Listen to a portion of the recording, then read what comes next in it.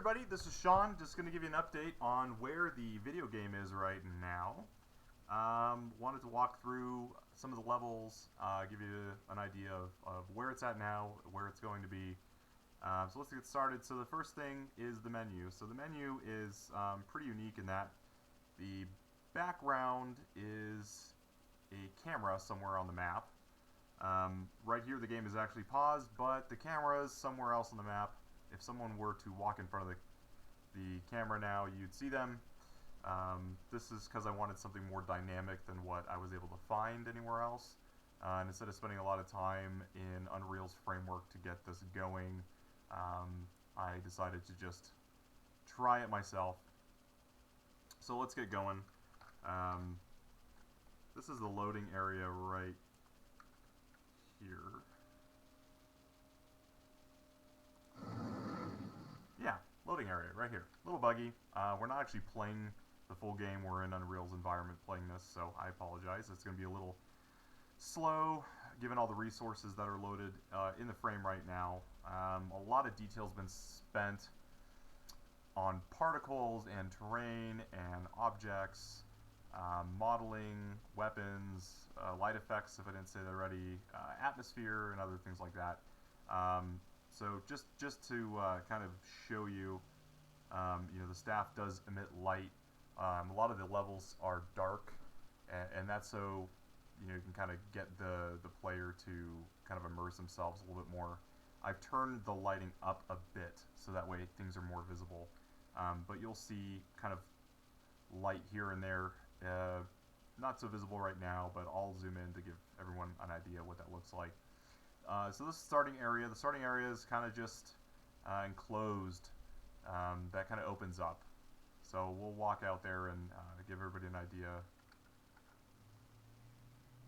That's not good. Okay, so back to recording. This is the kind of open world concept video game. I felt like this game would do really well given a lot of time and effort. I didn't want something that could just be slapped together, so this is more of a demo, proof of concept game, quote unquote, than a full-fledged video game. So the ideas might get lost a little bit, but I feel like there's something here to work with in the future. So let's keep going. Basically, the idea is you get plopped down here. You go through the map, and the first thing you stumble upon is this kind of circular area here. The mobs are not loaded. So when they are loaded, there'll be, some sort of firefight. I've done all the algorithm work on the mobs, modeled the mobs, done all the hard work, just haven't slapped them in the map yet. Things are kind of slow given all the, objects that are loaded into the frame. So I didn't want that to slow this down. Anywho, so this is yet to come. Basically, after you finish this firefight, there is a kind of a hilltop spire-like thing here with a door at the top. So that's a portal. Once you're done with that, you walk up here, and something interesting is going to happen here. The atmospheric fog is going to change, just like that. There it goes. This allows me to basically reuse my first map for a second level. It restricts the field of view substantially, so people don't really know they're on the first level still. And the first level is basically behind this portal here. So this portal transports you to the second level, which honestly is down here, which is the second part of the map. So I'm just going to jump down. Boom, we're here. So this is where mobs are going to come out of here and there. They're going to chase you around and be very, very scary.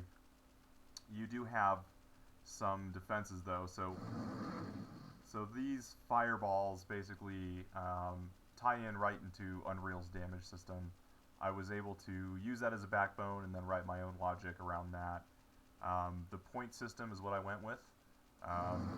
Haven't built in anything like critical hitting or anything like that yet. Just so you can see the actual flame that gets emitted. Granted, the light vectors haven't been cooperating a bit. but it's basically a flame particle. The physic, the solid object I'm using is clear, so it's very hard to see what solid object I'm using, but you see the particle effect happen. It actually turned out pretty nice. Okay, so moving on. So this is the second level. I haven't added any of the mobs yet. They will be here when the final product's produced. I also changed the terrain a bit on this section of the map. You know, things are definitely a little abstract. I mean, who's seen mountains like that before? Nobody. The goal here is to direct people, and I plan on doing that with mobs. It feels like this map's kind of endless, but it does end eventually. So after this part, you know, this can go on, and the atmospheric fog can change, and kind of progress people through this almost endless map. And then the final part of this is the last level. So I'll just go there now.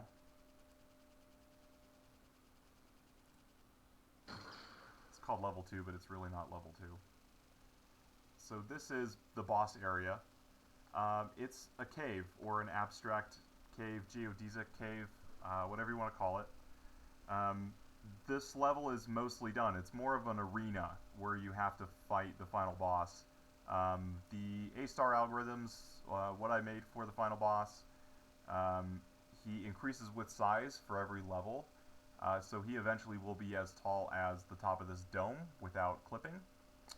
And that's kind of where everything is at now. I just have to drag and drop the mobs in, and once they spawn, they automatically start honing in on the player.